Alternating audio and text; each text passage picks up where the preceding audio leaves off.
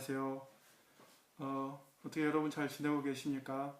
한 주간 동안도 학교 생활 또 직장 생활 하시느라 좀 고생이 많았을 거라고 생각을 합니다.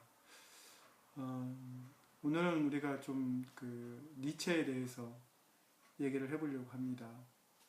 1844년에 니체는 루터교 목사의 아들로 태어났습니다.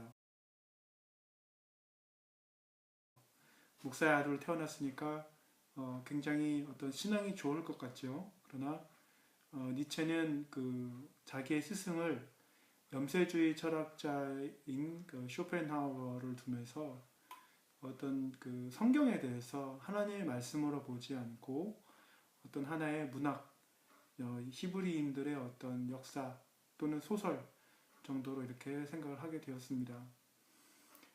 그렇게 생각을 하면서 삶을 살다가 25살 되던 해에 워낙 니체가 똑똑했기 때문에 바젤 대학에서 철학 교수로 이제 재직을 하게 됩니다. 그러나 니체는 그렇게 재직을 하면서 하나님 없는 삶, 또 하나님의 신을 인정하지 않는 그런 삶을 확증하기 위해서 아주 유명한 말을 남깁니다. 우리가 알고 있는 니체가 한 말, 신은 죽었다. 이 말을 우리는 잘 알고 있죠. 그러나 니체가 정확하게 한 말은 무엇이냐면 우리가 신을 살해했다 이 말입니다. 신을 완전히 죽였다. 그래서 we have murdered God 이렇게 얘기하는 거죠. 그래서 우리가 신을 완전히 살해했다 이 말을 이제 한 것을 우리나라 말로 신은 죽었다 이렇게 전해왔습니다. 왜 우리는 신을 죽였다 니체가 이렇게 말을 했을까요? 그 이유는 이겁니다. 신이 존재하는 것을 부정할 수는 없었나 봅니다.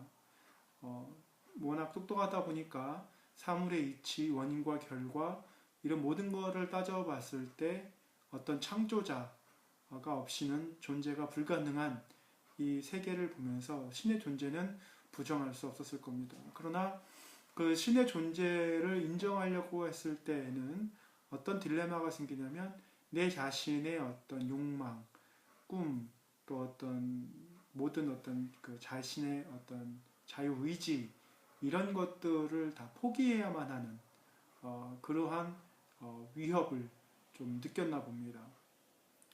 포스트 모더니즘의 어떤 시발자, 아버지라고 부를 수 있는 이 니체가 계몽주의의 어떤 이성 중심의 모든 사고에서 탈피하고자 했던 그러면서 자유를 갈구했던 모습을 보면 결국에는 하나님의 존재를 부정하면서 우리가 신을 죽였다 이 말을 한 것도 개인의 완전한 자유함을 누리고 싶어하는 그러한 욕망이 아니었나 생각이 들었습니다.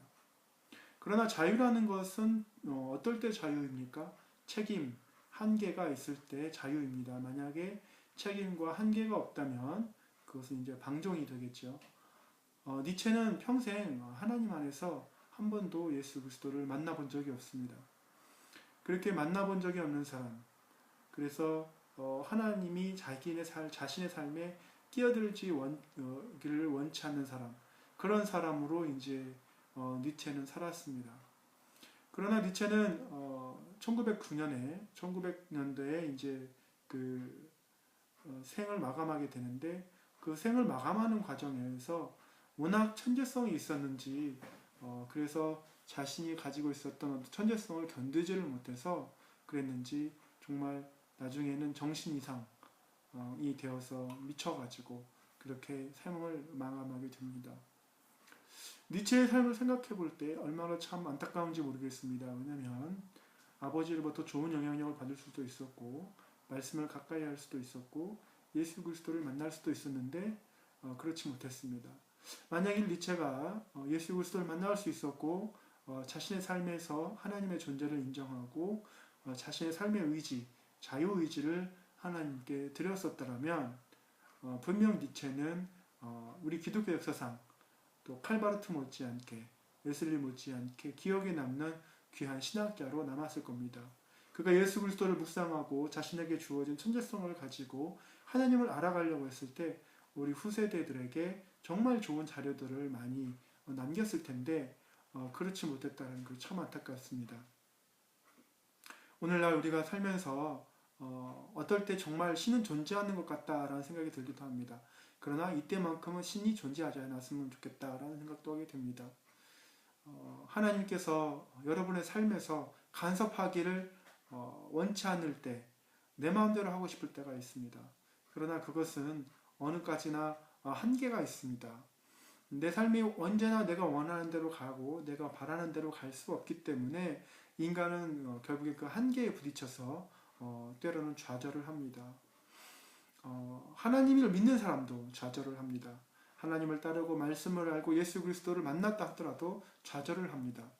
그러나 똑같이 좌절을 하지만 하나님을 만나지 못하고 예수 그리스도를 알지 못하는 사람은 그 좌절에서 그냥 멈춰버리고 맙니다. 그러나 예수님을 만난 사람은 그 좌절에서 어떻게 일어나야 될 줄을 압니다.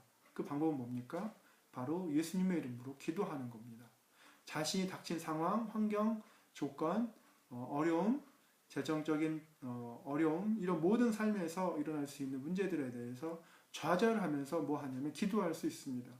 그러면 그렇게 기도하면 무엇보다 우리 마음에 평강이 찾아옵니다. 그렇게 평강이 찾아오고 또 다시 한번 일어날 수 있는 힘을 얻게 됩니다. 그것은 말씀 때문에 그렇습니다. 성경에 쓰여져 있는 말씀, 그리고 그 말씀을 읽음으로 인해 생기는 믿음, 그 믿음으로 말미암아 다시 서고자 하는 용기가 있기 때문에 그렇습니다. 이번 한 주간도 여러분의 삶에 스스로 니체와 같이 신을 죽이는, 하나님을 죽이는, 내 삶에서 내쫓아버리는 삶이 아니라 내 삶으로 초대하고 내 삶의 주인이 되시고 내 삶의 왕이 되셔서 나를 주관하셔서 내 삶이 주님 안에서 복되게 해달라는 그런 기도를 할 수 있는 그런 귀한 한 주간 되시기를 예수님의 이름으로 축복합니다. 감사합니다.